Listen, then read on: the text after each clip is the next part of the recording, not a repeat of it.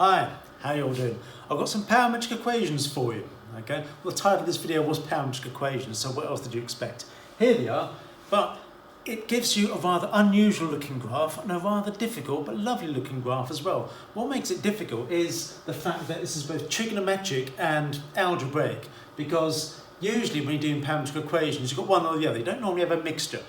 The point I'm making about this is that if you try and get a Cartesian equation, it's going to look very messy. It's not going to be nice. The best thing to do really is to get an expression in terms of t, in terms of arc sine and y, and then substitute it in here, in addition to maybe using an identity, sine squared t plus cos squared t equals 1. It does not look nice. I had a go. It's not even worth repeating here. I'm not going to put it on, okay? So the best thing to do in this situation is actually to plot it out, okay?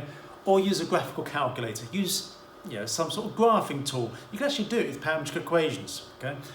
Either way, you should end up with this. Something that looks like that. Now, if you look at this, maybe you've just looked at the answer, you've graphed it out, you don't really fully understand how the graph has been built up. And that's why I always advocate, if you can, try and use the table values and plot the graphs, okay? Because one of the surprising things you might come across is that when t equals 0, remember it's between t is 0 and pi over 2, it's not actually there. It's there, okay? Which might interest you, okay? Because initially you might look at this graph and think, oh, it starts there and it's spiralling outwards. No, that's not actually what's happening at all. Something completely different is happening. In fact, t equals 0 there, then you can probably predict as t increases, it's following this path here, isn't it? And then t equals 2 pi is actually there. But then what happens afterwards? What happens after? Does it spiral inwards?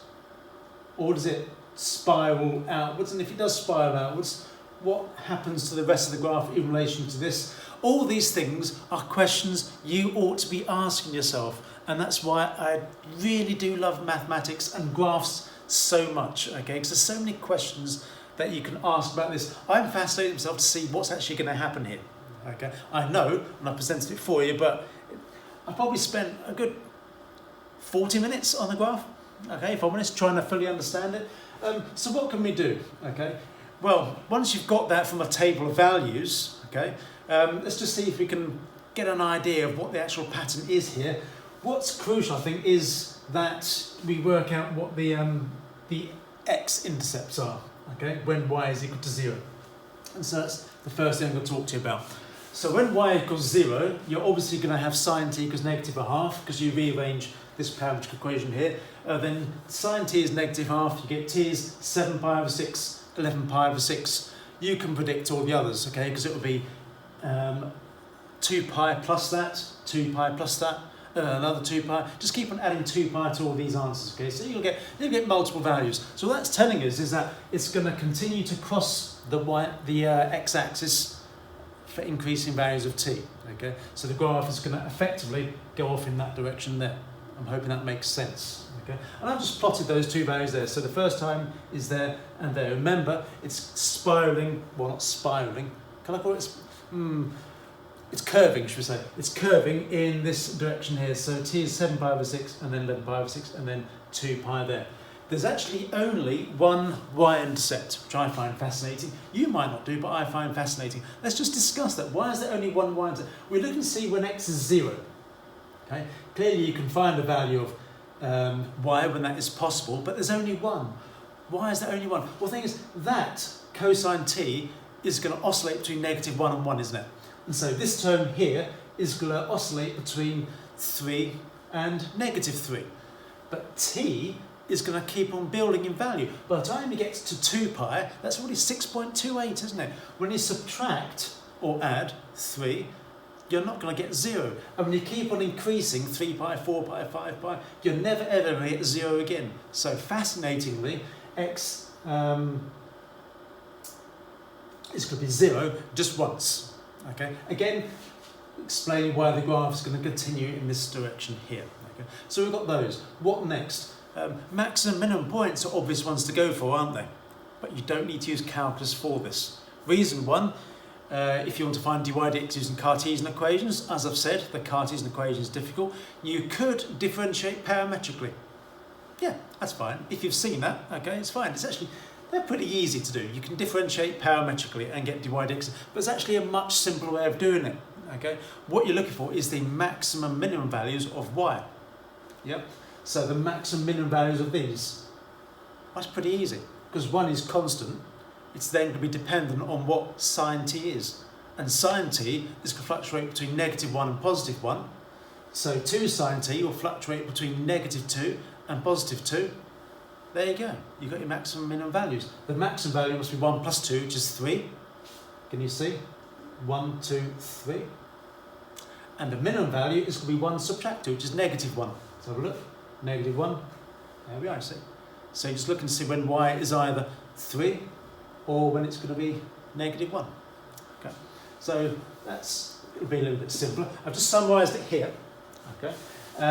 So y is 3, the maximum value of y, happens when t equals pi over 2. And then of course you can keep on adding 2 pi to that. And minimum value is when y is -1, t is 3 pi over 2. And again you can keep on adding 2 pi to that. Okay. And so I've just plotted them here so you can see what's actually going on. So as the curve progresses, starting t equals 0, it's going to cross the y-axis here. Then you've got a maximum point, okay, and then you can keep on going, and then it crosses the x-axis here, and then it's got a minimum point, crosses the x-axis again, and then here. Now you might just be able to predict what's going to happen as t continues to go on, okay. It's going to do this. Wait for it. Isn't that a lovely looking curve? Isn't that one? I love the look. It kind of looks like a spiral and spring, doesn't it? I love this sort of curve. It's really cool. Okay. I'm hoping I've tried to make it clear. Between 0 and 2 over pi, between 0 and 2 pi, I get so excited. Between 0 and 2 pi, it's doing this, okay? But then between 2 pi and 4 pi, so another 2 pi, it's done exactly the same pattern again. And then for another 2 pi, exactly the same pattern. So you can see it just continues to repeat, which is absolutely lovely because mathematicians do like repeating patterns, to be honest, because once we found a pattern, it's like, yes, we've solved that problem, we can predict what's actually going to happen up to infinity, if we had the inclination to do so, okay?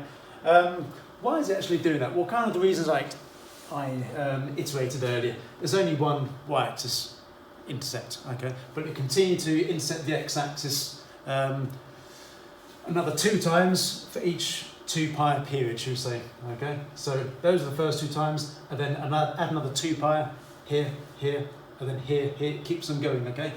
It's always gonna oscillate, shall I use the word, okay?